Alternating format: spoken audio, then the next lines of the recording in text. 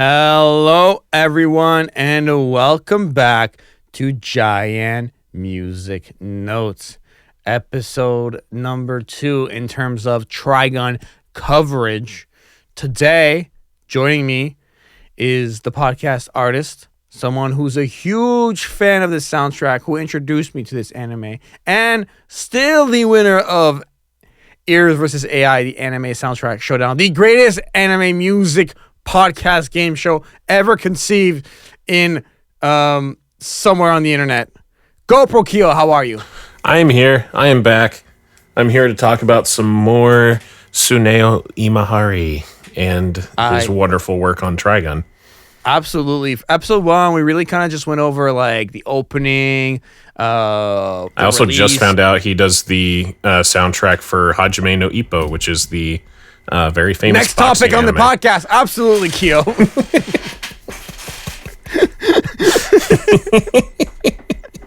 A reminder that we are sponsored by Laser Audio Technologies. They make creative effects plugins. So use code JaianMusic. You get 30% off at checkout. And if you're a music producer or composer, like definitely worth a watch, a checkout. So please go top link in the description. And every dollar generated from that code will go straight back into Kyo's dietary needs. Clearly, it's not the podcast at this point. And that's okay, right, Kyo? I need to be fed. I'm starving. So, I haven't had sugar in 3 hours. Episode 1, like, when you look at the first album, and definitely like a solid release, like completely understood why it's been tracked on in different studios and everything. But then I want to talk more about what comes after album 1, Kyo. The happy, or the, what is it? Second Donuts, the Happy Pack. What do you even make of that name? There are more donuts, so I assume it makes you happier. It's ridiculous as an album name, but like the album, well, we can talk about the arc a little bit. What was going on there? It looks like Peppa Pig or all of the other reindeer. It's the type of thing where I feel like it wasn't being taken too seriously of a cover, but obviously this album is incredible. It also includes the audio drama tracks of the Trigun anime characters, which is like a little thing we can like mention here. 23 tracks, and I really found that this album had a very eclectic sound. Obviously, we still have Imahari working on this thing as like the main, like really clearly at this point, like the more we're looking into it, like the heart of the music in Trigun. Absolutely. And what did you think about like the fact that like in this like other record, we have tracks that are like very, I want to say similar, but also so different from the first record. Like it's like, well, it's definitely still in line with like the previous album, like as far as like the music overall. Like it still fits the vibe of Trigun, but it's a little sillier, I think. Like there's a little more like it feels a little more loose and a little more relaxed, but there's also like these little hints of like some darker songs here and there. But it's overall, I think it's a more like exciting album by comparison, but it still matches tone wise with the previous album, I think. So what do you feel like is the little hidden surprises or the things that maybe caught you the most off guard about this record? Probably a lot of the songs are a little more like upbeat compared to the last album. Like there's a lot more like high, or I wouldn't say high, or I guess I wouldn't say high energy, but like there are more tracks that are more low. I'm not sure if I'd say low key either, but it's kind of a relaxed I think the album overall just feels more relaxed and loose. Like think of like this track 3, like Paradise, that has these like really similar acoustic guitar tones to the REM track we were talking about earlier. Mm-hmm. just like so lightly plucking at you. And then I'm jumping to another track like Hash Hash, which is more like the halfway point. And this track is like, we might be Green Day, but we're not. These weird, like, the guitar tones sound like these, like, you're plugging into a pedal and here's a preset. And that's the preset for the song. You know what I mean?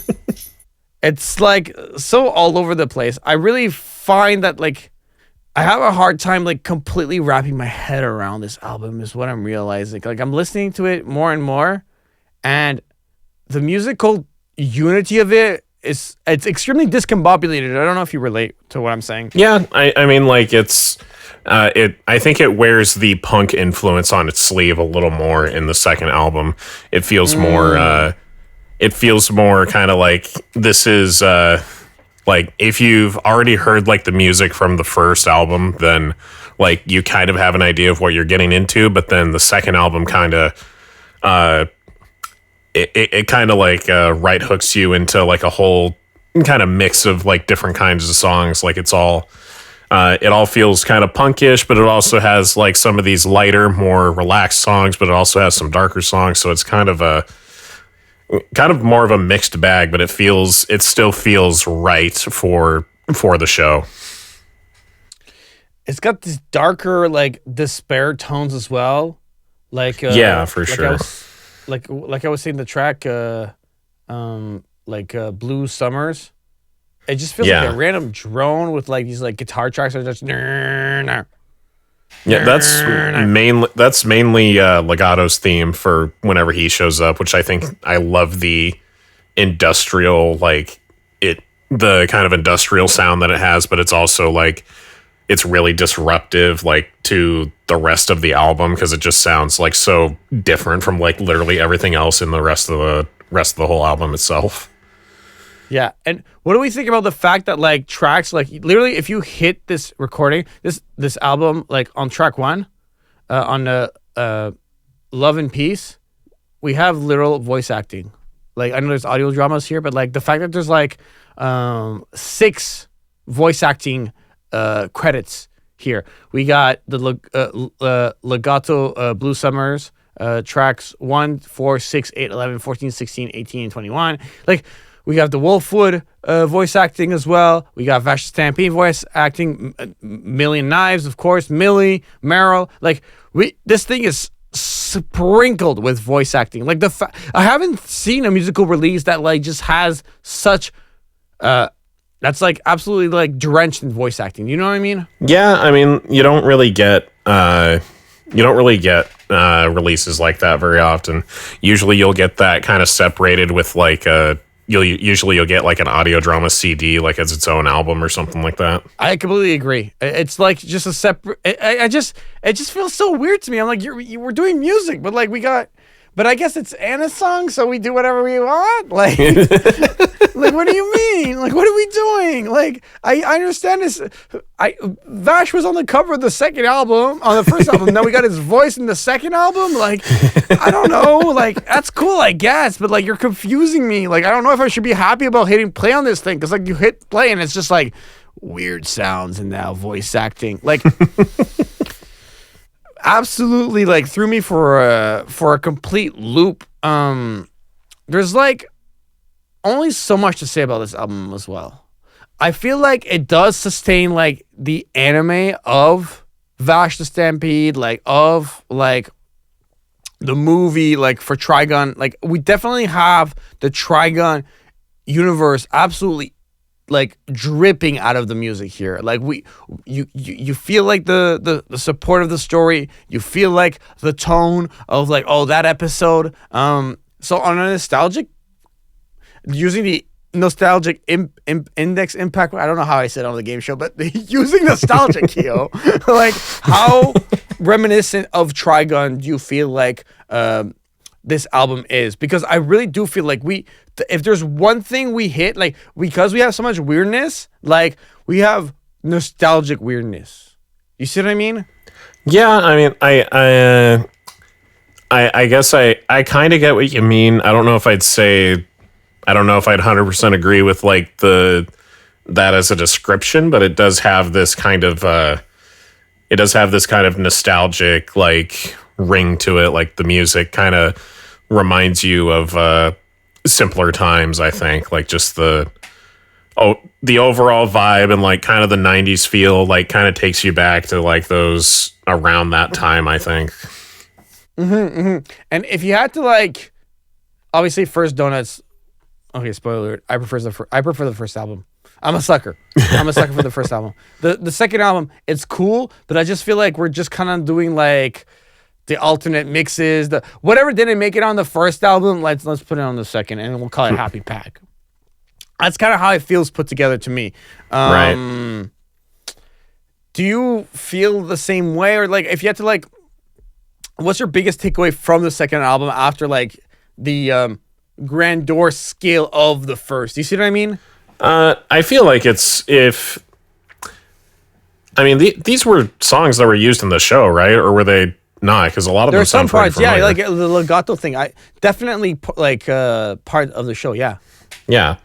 I mean, like if I might feel differently if it were just a mixture of songs that didn't make it into the show. I think I would be a little. I think I would be more open to like the weird like mix with like all the voiceover stuff that they threw in there. Like I think that would be more.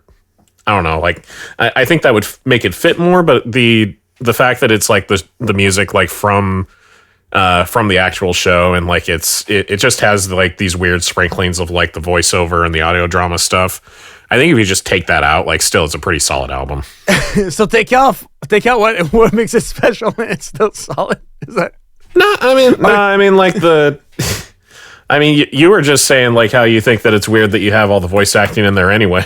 So like yes, if you like, just took it out, you were disagreeing with me, Keo, is what I'm trying to You're like, what? It can stay in there. And you're like, but if you take it out, it's fine. Like, what are we doing? I mean, like, if you're going to listen to it in the car or something, like, do you really want, like, just, like, sudden audio drama, like, while your mom's sitting in the passenger seat and she's like, what are you listening to? And I'm like, I don't know. You don't get it, Mom. It's the second donut Happy Pack.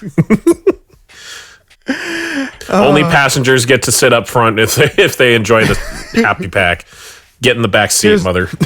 Here's the thing, man. Here's the thing. It doesn't matter if it's the second or the first Happy Pack, because once again, I want to make sure I'm calculating this correctly.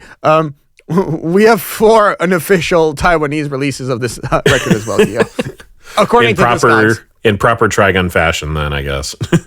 Yeah, once again, like, just another really special album, I guess. We got like a lot of similar like credits again. Some of the instrumentation here: bassoon, clarinet, electric bass, obviously guitar and programming by Imahari, electric bass, multiple drum credits, multiple voice acting credits, some piano and some oboe. So like pretty leaning more on the orchestral side here, obviously, and I think like it's clear to me that this one like has like some Japanese rock portions inside there, but very experimental nonetheless. Yeah, for sure. Like, I hate to say this, but this reminds me of some Chip Machine stuff I've made. Like where I kind of just go wherever I feel like going and it's whatever. Like, it's so weird that such a like a big anime has such a bizarre soundtrack to me. It's just like I'm still wrapping my mind around that. I don't know, like, am I overthinking it or am I onto something? I don't know, Keo. I don't know. I kind of sit in the middle there. Like it is what it is type of thing is what you mean? Yeah, kind of. I mean, there's a vision there, and I guess I just don't see what the vision is. So like maybe it just goes over my head more or less. Like I can't rationalize it, I guess. Yeah, I completely totally fair. Did you know that the genre, the second genre on Discogs for this release is non-music? Non-music. Non-music. Well, there you go. Then it's not entirely a music album, then, is it? No, clearly not. It's like it's without music, such as speeches, comedy, audiobooks, poetry, public service announcements, special effects, interviews, and other forms of non-music. That's so okay. like, In that sense, I guess it doesn't fit with the previous album in the slightest. Then you see my point, bro? Like, I'm not trying to harp on too much, but I feel like you're making me have to do that. I don't know. Like, I feel like the first episode kind of put a nice bow on all, in the sense that this is what it is. With the first album, it's so much more representative of what Trigun original soundtracks are supposed to feel like for me as a listener and as a fan of it. right. But also, I believe that this type of album adds like a musical dimension that you can kind of like, if you really want to nerd out, like if you're really weird, like, sure, go for it. You know what I mean? Yeah. Like, yeah. I would rather see something weird and experimental than something that I've seen 100 times done in the exact same way. Yeah, and as opposed to something added to the pile. Absolutely. And in classic Sonic X fashion, we have it's an inside meme. Go check out the Sonic X episode for context with Kyo and Definitely Hotshot. One episode. of my favorite things I ever recorded in my life. We have Insurance 1, Insurance 2, and Insurance 3. Which is such a, like, what are we doing? There's also Gunpowder Tea, which is actually like one of the only Trigun, I think the only Trigun track I've ever covered. And I remember hearing Gunpowder Tea, and I'm like, yeah, that's the piano saloon track. Like, there's no other way to put it. Like, it's the what can I get you track. You know what I mean? Yeah. Like, you walk into the bar, you're like, what can I get you? That's about, I feel like that's a, what's the word? An essential, that's an essential track you kind of have to have if you're going to do like a Western style show of any kind. Kyo, you're going to have to explain something to me. You're going to have to explain something to me, buddy. Huh? I'm like, just, you know, I'm listening to you. I'm here. I'm here with you. I'm here with you right now. And then I hit play on a song called Unhappy Song on this record, and it just sounds like Skrillex. It just sounds like Skrillex. This album is called Happy Pack, and I got a song called Unhappy, and it just like boom, like drums, noise, like, oh my God, I'm so taken aback by this. Like, I just feel like I entered the, you know, like when you feel like you're in the weird part of YouTube? Like, I'm in the weird part of anime music right now, Kyo. And I don't know, like, take a second, take the link I'm about to send to you, listen to this, like, Unhappy Song. I'm DMing it to you. Yeah, okay, I can see you listening to it on Spotify right now. What are we doing, bro? I don't know what this vibe is, but I dig it. No, you guy, he's a whole minute in and he hasn't hit stop. This is a brave man. Gonna have to listen. Sure. Hold on to that one for later, I guess. Right. That one's like the, I have can we play my song next? Can we play my song next? Go on. Okay, I'll be honest. I really feel like I have nothing else to add on the Trigun soundtrack. This was a fun visit, but I think we're gonna be okay for a while. We don't need to revisit. What you're talking about, we're missing out on some prime audiobook material. Kyo, In another language that one of us can't speak. arigato gozaimasu, Kyo-san. Now, Kyo, let's just get your final thoughts on like this album or any other like musical points about Trigun before we wrap this up. We don't need to make this a 3-hour thing. I vastly prefer this over the music in, say, the Stampede remake that came out a couple years ago. How so? Because the music in like the new show, the reboot show, is a little more. It leans into kind of that ethereal, electronic, futuristic type of vibe, but like it's missing some of that Western twang, some of that industrial feeling, the more more of that grunge kind of vibe that the original series has. I'm personally not a huge fan of the current show that's coming out these days, but overall, it's kind of a matter of personal preference for me. So, also like punk and rock and stuff like that is kind of the music that I grew up listening to. So I'm a little biased in that sense. I completely understand. Well, for me, like final thoughts, this like let's listen to this album front to back. Like it's bizarre. It's uncommon, and I appreciate that. I think it's really cool that we went to like some really weird places with this, that we like embraced this absolutely explosion of music, explosion of anime music passion, and it's like just a phenomenal listen. The first record, like you're cool, you're having fun. The second record, we were going all over the place. And here's the thing, that creates a duality in anime music that I'm super fond of, that I find extremely unique, and I can't say I've heard this in other anime soundtracks in 70 plus episodes of this podcast so far, which is all about rediscovering the anime music and everything like that. So, just a reminder, I'm super passionate about this stuff. I make anime sound covers. I drop 4 a week, and I've been really blessed to live this life of being able to like relive my nostalgia via my passion for music with these anime covers. So just a big thank you to everyone listening. A big reminder that the sponsor of the podcast is Laser Audio Technologies. You can use code JaianMusic for 30% off at checkout. JaianMusic.com is my website. At JaianMusic is my socials. And Keo, thanks again. Where can people find you?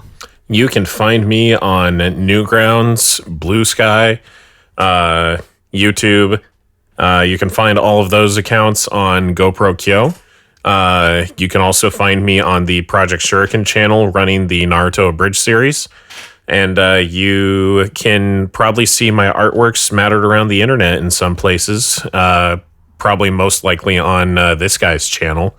Check out some of the covers and albums and original songs that he's done with my artwork on them. Just be sure to watch the artwork more than you listen to the music. What are we doing? What are we doing right now? What are you doing to me? Shots have been fired. Da, da, da. I'm creating I appreciate you, man. I'm creating a rift. I appreciate you a lot, Keo, and I can't wait for the next release of Naruto Abridged, or just to have you on in any type of fashion on this show. It's really a pleasure to have been podcasting with you for such a long time. If you only knew how far back this goes. If you only knew. Just a big thank you to you, Keo. Hope to have you on another game show or anything, any capacity. You're always welcome here. So that'll be it for today, everyone. Thank you so much, and goodbye. Goodbye.